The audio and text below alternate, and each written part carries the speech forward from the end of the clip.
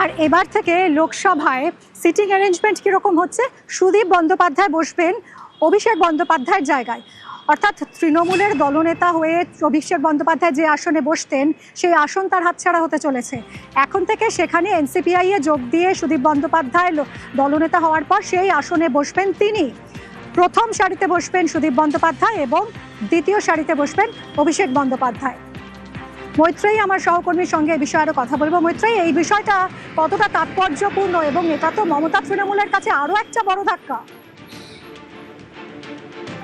নিশ্চিতভাবে দেখো, এটা অত্যন্ত বড় একটি রাজনৈতিক বার্তা এবং তার সঙ্গে সঙ্গে কিন্তু সংসদে যথেষ্ট অবমাননাকর অভিষেক বন্দ্যোপাধ্যায়ের জন্য। তার কারণ অভিষেক বন্দ্যোপাধ্যায় তিনি লোকসভায় যখনই আসতেন তাকে একাধিকবার দেখা গিয়েছে ট্রেজারি বেঞ্চে, বিশেষত অমিত শাহ কিংবা নরেন্দ্র মোদীকে সরাসরি আক্রমণ করতে ওই আসনে বসেই।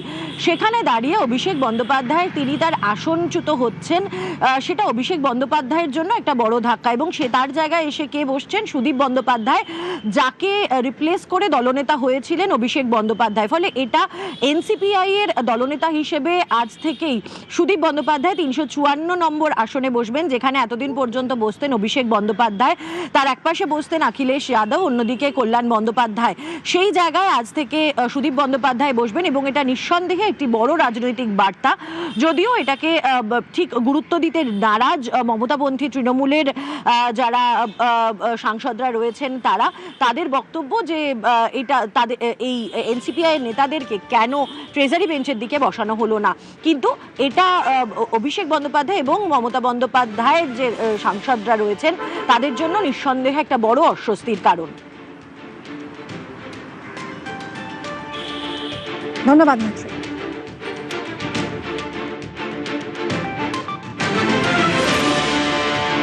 ये लोग ट्रेटर्स है, पार्टी को जो सिंबल से वो जीता उसको छोड़ दिया। हाँ, वो बीजेपी का खिलाफ वोट मिला था, अभी बीजेपी के साथ मिल गए, कहना क्या है।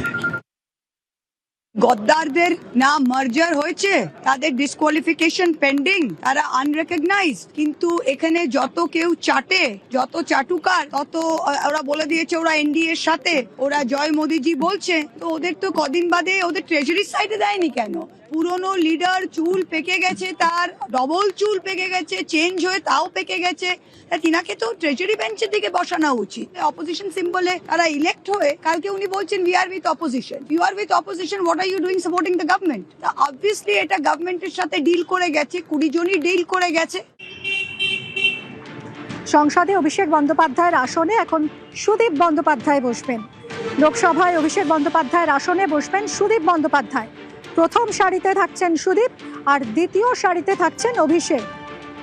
তৃণমূল ছেড়ে এনসিপিআইতে লোকসভার 20 জন সাংসদ যোগ দিয়েছেন এবং লোকসভায় সুদীপ কাকলিদের বসার জন্য আলাদা ব্লক দেওয়া হয়েছে। নতুন করে আসন বন্টন হয়েছে এবং এতেই জায়গা বদল। অভিষেক ব্যানার্জির জায়গায় বসবেন সুদীপ বন্দ্যোপাধ্যায়।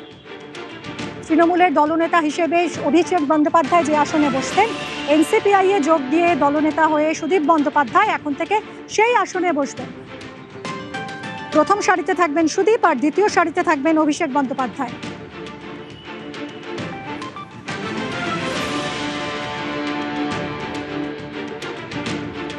গদ্দার বলে একটা জবাব কি দেবেন তাকে? আমরা যদি গদ্দার হই তাহলে ওরা চোরের সাপোর্টার। গদ্দার বলে একটা জবাব কি দেবেন তাকে? আমরা যদি গদ্দার হই তাহলে ওরা চোরের সাপোর্টার। গদ্দার বলে একটা জবাব কি দেবেন তাকে? আমরা যদি গদ্দার হই তাহলে ওরা চোরের সাপোর্টার।